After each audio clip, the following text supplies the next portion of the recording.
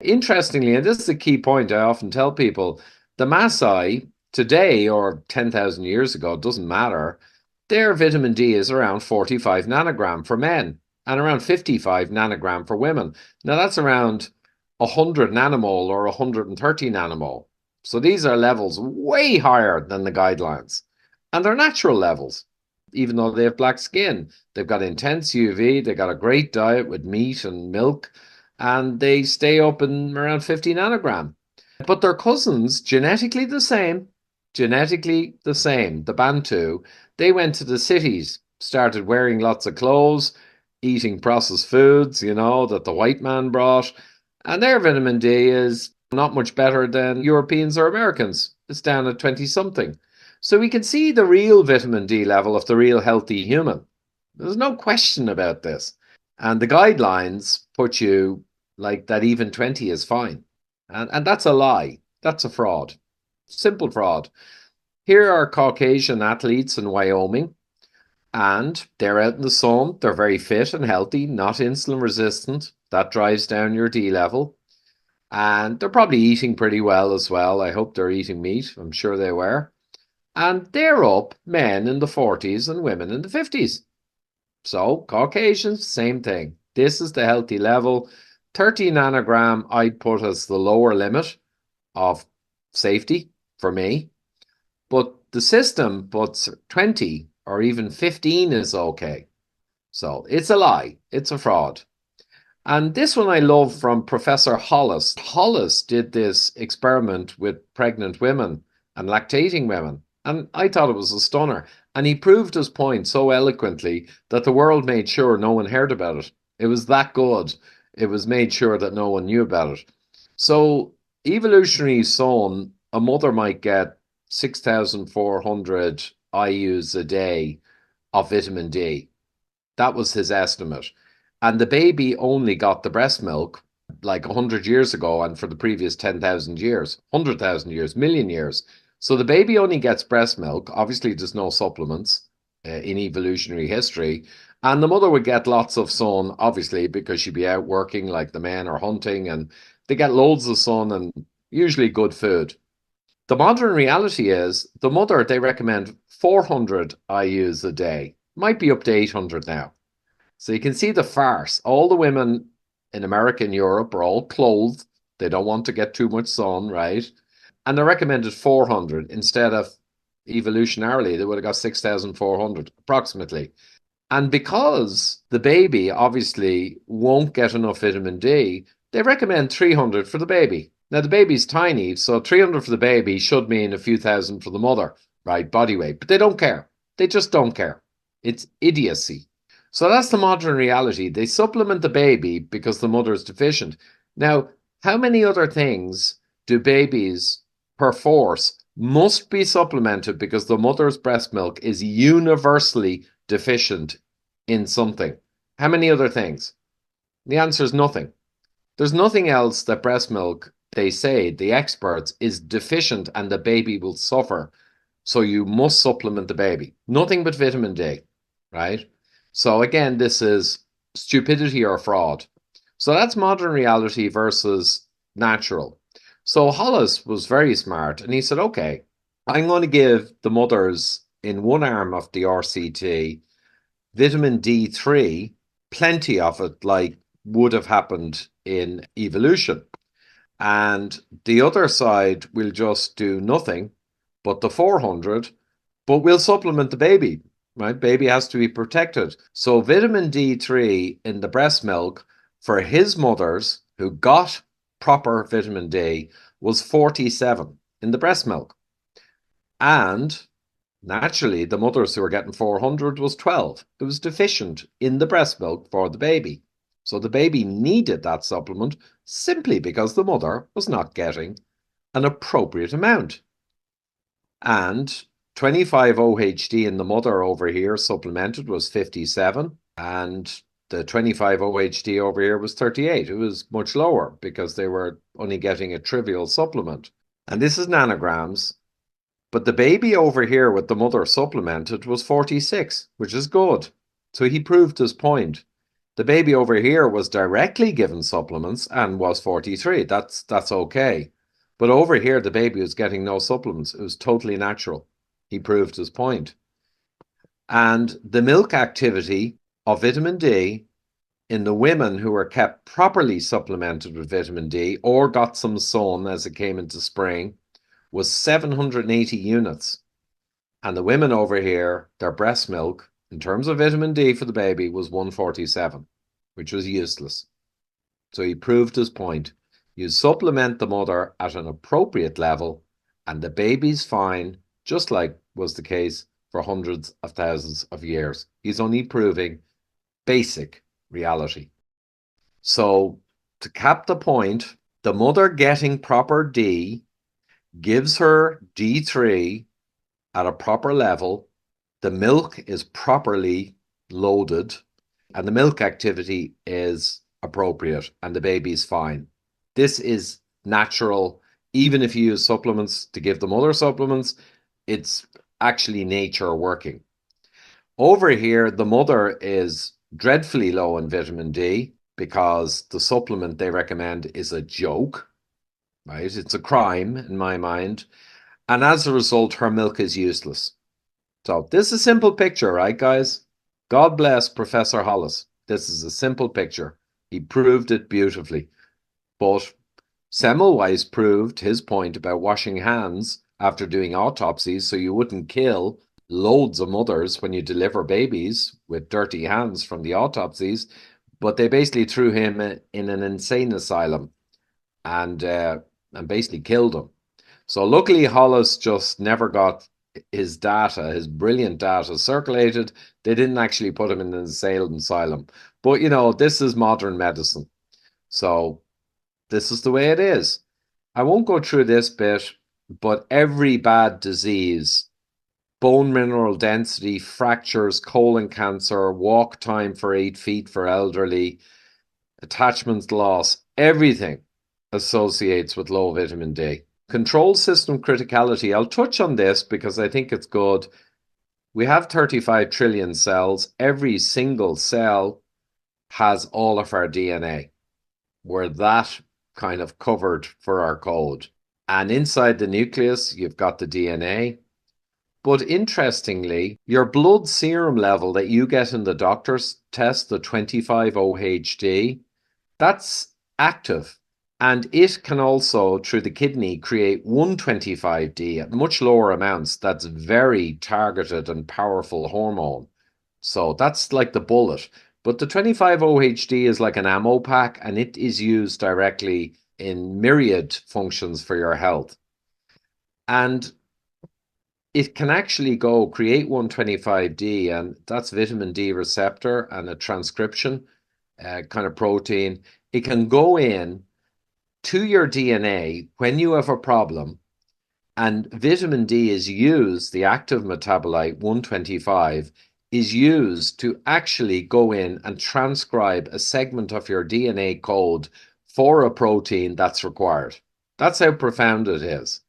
And there's also a safety switch. I found this from very early papers back in 2014, that when the protein is produced, there's a backfeed signal that shuts off this process. So it's all self-controlling. You can't have too much vitamin D, it self-limits. All beautifully designed.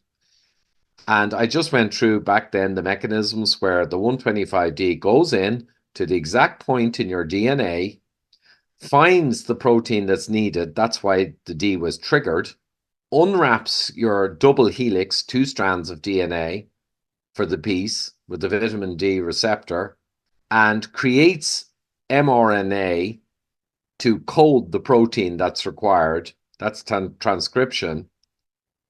And basically then the RNA in the cytoplasm in the rest of the cell, most RNAs are grabbed by the cell and replicated by default because the cell makes the assumption that the RNA is there for good reason because it came out the nucleus. Now, an RNA vaccine kind of cheats, and you could argue whether that's good or not. But these proteins, when you have TB, for instance, vitamin D enables critical proteins to be extracted from your library. For cattle sidin is an example. That's a kind of biocide for TB and other kind of infections. So you produce a big burst of these biocides that attack the invading infection. And replication in the cell means you create a kind of a storm of them, and they are relevant to myriad diseases. So this is the profound nature of vitamin D. And yet the system says we don't care about vitamin D. You only need a few hundred microunits, which is a joke. It's not important. Our drugs are better. 2007, vitamin D mediated human antimicrobial activity against tuberculosis is dependent on the induction of cattle-sidin. And I just went through the process there. So papers on this, no one cares. And they did an actual test, an experiment as part of this paper, and vitamin D, you can see going higher here, drove up cattle-sidin. And then the other enzyme that shut things off went up after there was an appropriate concentration of cattle-sidin, and the 125D3 receptors were shut off. So it's amazing stuff. And it's just so important for the immune system. And I know Dr. David Grimes, I interviewed him in late 2020, and he implored people, if you are going to take this new product, right, this new vaccine, okay, I wouldn't, but if you're going to do it, please get your vitamin D level up before you do, or you could have any amount of autoimmune or clotting issues. And I guess Dr. Grimes was proven entirely correct. So I won't go through these, but they just show again and again low vitamin D correlates with everything terrible, and high vitamin D correlates with minimal terrible things. Colon cancer is a killer, and mortality over 32 nanogram. These are fair comparative studies. You know, look at the rate of colon cancer versus below 20, and that's below 20. A lot of people are below 10. And you can see the straight line that if everyone was at even a reasonable level of vitamin D from the correlation, you could have a 55% reduction in colon cancer, one of the biggest killers. Breast cancer is the same. Now, it's not saying vitamin D is magically stopping the cancer, but if everyone was up in the 50s, like carnivores and low carb people, yes, you'd have massively lower cancer. Okay? And breast cancer, I said, was the same, similar thing, always the same. And I forget what that one is. Dose response gradient or risk of breast cancer according to 25-OHD. Yeah, you're talking about just hugely lower risks. Here's mortality, chalk and cheese, really. And that's only over 25 nanogram per mil, right? I always stay above 50. So's my wife. And I won't go through the rest of the multiple sclerosis, but you can see it versus sun exposure in this study, matched cases and controls, sun exposure higher, dramatically lower MS. And actinic damage is better. And I love this one. They measure with a microscope your skin, and they get a direct, say you're lying about the sun you got. Well, this actually looks at your skin and is able to measure the amount of slight sun damage you got in your skin and truly see if you got a lot of sun. And the relationship is even more powerful. People who have actinic skin damage from the sun, I don't mean that's bad, it's just microscopic evidence of more sun. You've got nearly 10 times lower multiple sclerosis in the people who have proven more sun exposure. So quite dramatic. And it was exposure, I think, ages 6 to 10 and 10 to 16, because they were looking at it as exposure in youth is a bigger determinant than exposure later, which would make sense. It heads off the future problem of MS. Influenza, of course, and corona, huge seasonal sinusoidal curves. One factor, not the whole factor, one factor is vitamin D. And the factor they tell you that's complete BS. Oh, in the winter, people are inside and closer to each other and it spreads. Duh. Guess what? In the last 30, 40 years, all winter long, people are indoors, and all summer long, they're indoors in their corporate jobs, right? 40, 50 hours a week. There's no real major difference. So that's not the reason. The reason is vitamin D and human immune system cycles, and viruses have different activity levels depending on the UV. In NHANES 3 in the 1988 to 94, the amount of people who were above 30 nanogram, which is the minimum, was around 50% of Americans.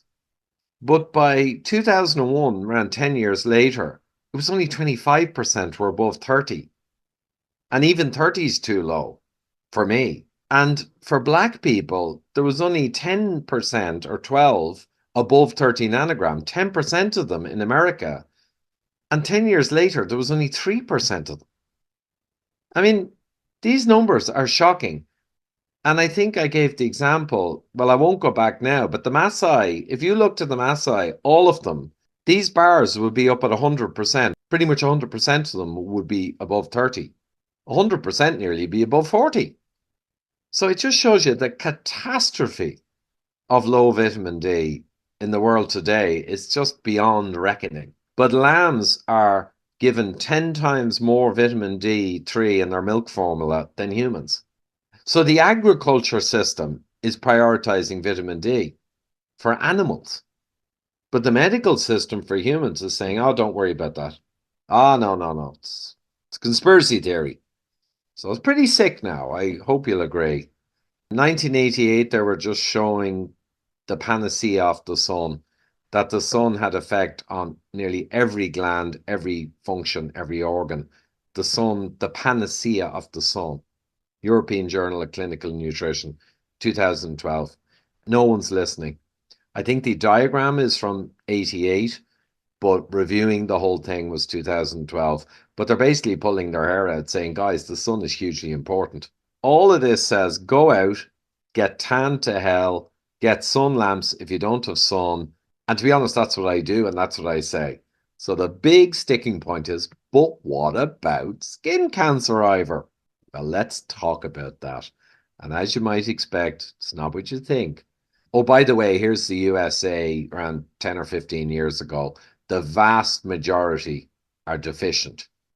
And 15 years before 2010, 50% were deficient, but now 70% are. 10 years ago. Now, what is it, 80, 85%? Hey, soon we'll have everyone deficient in vitamin D. One of the drivers against having healthy vitamin D level is the skin cancer melanoma hysteria. UVB is around 290, 310 nanometers wavelength. This is what produces vitamin D, right? So blue is the zone of a narrow zone of special wavelength of light. That's UVB, not UVA. And it enables vitamin D synthesis and cholesterol sulfate, which is a long story, hugely important. This is crucial for health for humans. The red is the zone that enables tan protection and warning sunburn.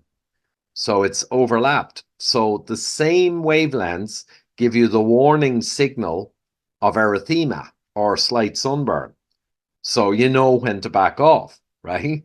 Only an idiot would get really burned because, come on, if you get the sun as the season gets stronger and you keep getting as much as you can without burning, you'll develop a tan and that will automatically regulate and make sure you don't burn. Duh. So that's it. And the green suggests cosmetic skin cancers may be caused by the same spectra. But this is a suggestion. And remember that melanoma is the only really problematic cancer, skin cancer. It's not even skin. It occurs in the colon and everything. But melanoma is the bad guy with huge mortality rates. The other basal and squamous skin cancers are actually called by some people cosmetic because they're so easily removed and the mortality is so low. They're kind of cosmetic issue. My father had it 10 years before he died. He just went up and he got an operation, like outpatient, and they put a little plastic kind of thing in his head just to keep the little stitched wound covered. And a couple of days later, that came off. That's the standard for the skin cancers that may be promoted by sun. Melanoma ain't promoted by sun, right? That's the revelation here today. So 95% of terrestrial UV energy is UVA, and it goes through ozone and even glass. It's got benefits, but you might argue that UVA could be causing or causal of malignant melanoma. So the irony is, it's not even the UVB that we try and block. It's probably the UVA that has some connection to melanoma, and it goes through glass and ozone and most sunblocks anyway. So the melanoma zone, if there is one, that's the serious stuff, and it's more attached to UVA. And the squamous and basal cell skin cancers, which are kind of cosmetic, have tiny mortalities. And the deaths per year out of 340 million people in the USA are 2,000. There's 9,000 deaths a year from melanoma, and that would be more linked to UVA, right? Most sunscreens don't block UVA. Some of the modern ones do, but most of the historical ones didn't. So they were completely like a chocolate teapot, as we'd say in Ireland, a chocolate radiator, utterly useless. But the sunscreens block like hell UVB. It can't even go through tissue paper. So they stop you getting your vitamin D. They stop you getting your sun callus or your tan. They don't do anything related to cancer, right? They're a disaster. And I said, who's the idiot? Evolution itself, or how humans interpreted it, or the medical industry, or big pharma, or the cosmetic sunscreen industry? Weekend exposure in this study for melanoma occurrence and risk. Higher sun, lower melanoma. Holiday exposure from big surveys with the study groups, few thousand people. Higher holiday exposure recorded, lower melanoma risk. 10 a.m. to 2 p.m., the high UVB period, they asked them. Higher exposure, lower melanoma occurrence. Strong correlation seen in this study to their vitamin D level. Surprise, surprise. And one of many, many studies showing this effect. Higher sun, lower malignant melanoma, lower mortality from melanoma. Out the wazoo. No one wants to look at these studies, and no one has studies showing the opposite. It's just fairy stories, guys. Sorry. The real risk factors for malignant melanoma in the same study called out by these teams, significant sun burning incidents did have a weak risk or higher risk ratio for melanoma. And anyone who burns themselves, let's be honest, I don't want to be harsh, they're kind of an idiot anyway, because no one burnt themselves 1,000 or 2,000 years ago. That's a modern phenomenon of office workers getting 2 weeks off in high summer and going to south of Spain and burning their ass off. That's just idiocy.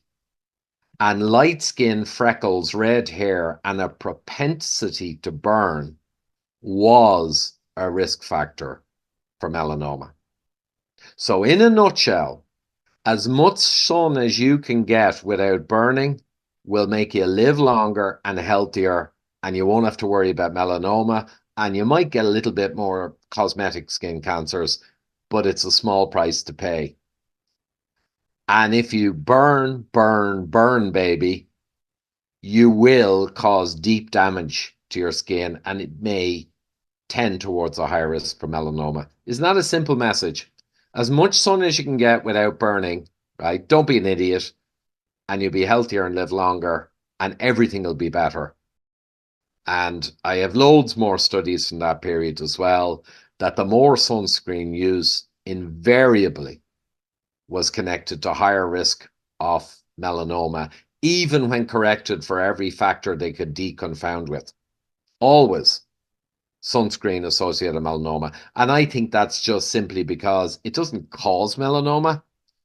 But when you go out, you have a false sense of security. It stops the tanning reaction, it stops the burning reaction, and the UVA goes like a freight train through the sunscreen and damages the deep layers of your skin.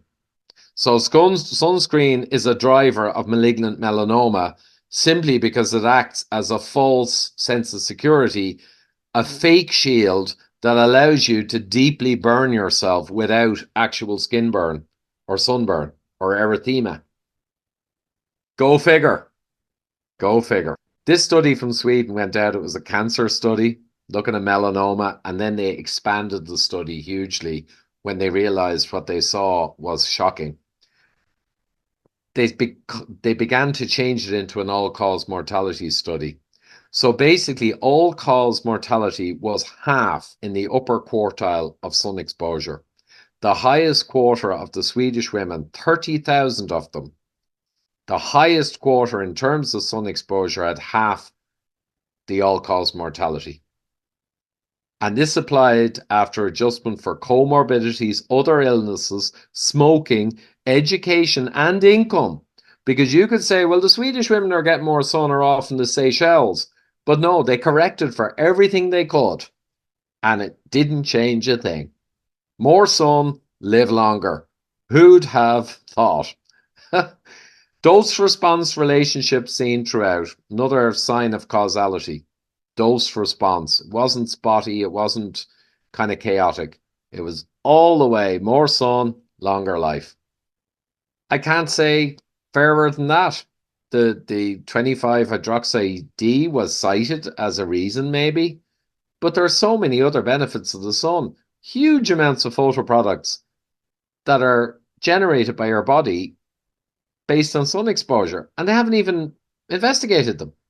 And of course, UVA in moderate amounts or good amounts causes vasodilation and nitric oxide release, which is probably the best possible thing you can do for arterial health. It goes on and on and on. Loads of vitamin D. I circled healthy sun exposure because it's the best way. Nutrient dense diet, fat dense diet, oily fish, cod liver, pate, etc.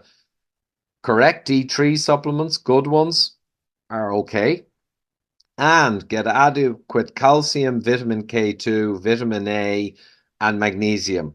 Because hypervitamin D, without getting a kind of appropriate level of cofactors, could be a problem, actually.